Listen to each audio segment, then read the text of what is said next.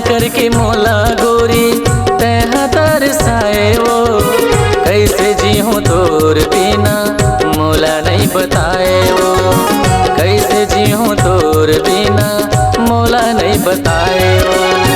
वादा कर रहे गोरी दोनों रब साथ हमन, वादा कर रहे गोरी दोनों रब साथ हमन, फिर काबर मौला तय भुलाए वो, फिर काबर मौला तय भुलाए वो,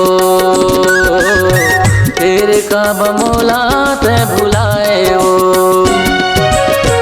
माया करके मौला गोरी तह तरसाए वो, कैसे जी हूँ तोर बिना मोला नहीं बताए वो, कैसे जी हूँ तोर बिना मोला नहीं बताए वो।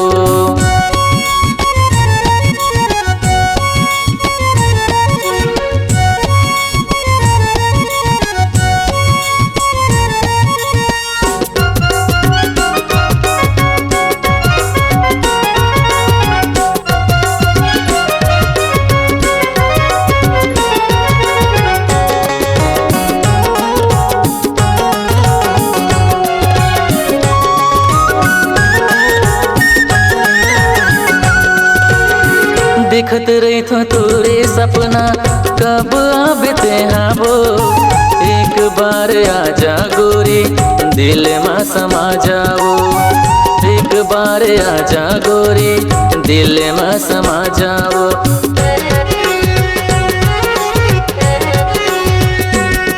ओ माया करके मौला गोरी तह तरसाए वो, कैसे जी हूँ तोर बिना मोला नहीं बताए वो, कैसे जी हूँ तोर बिना मोला नहीं बताए वो।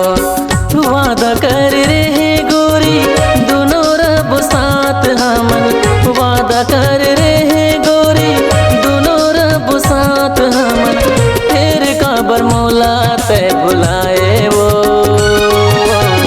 फिर काबर मौला तय भुलाए वो,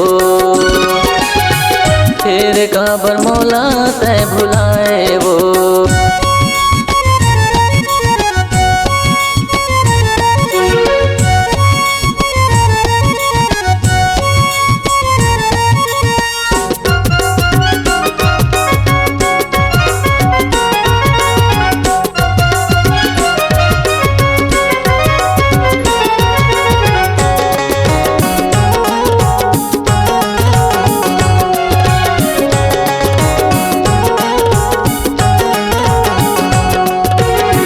देखत रही तो तोरे सपना कब आबते हाँ वो, एक बार आजा गोरी दिल में समा जाओ, एक बार आजा गोरी दिल में समा जाओ।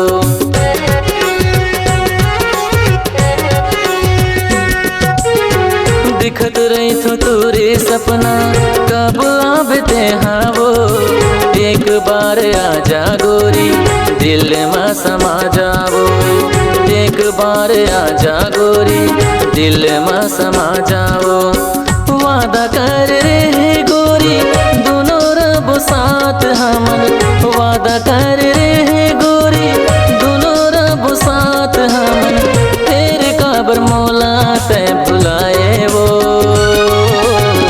फिर काबर मौला तय भुलाए वो,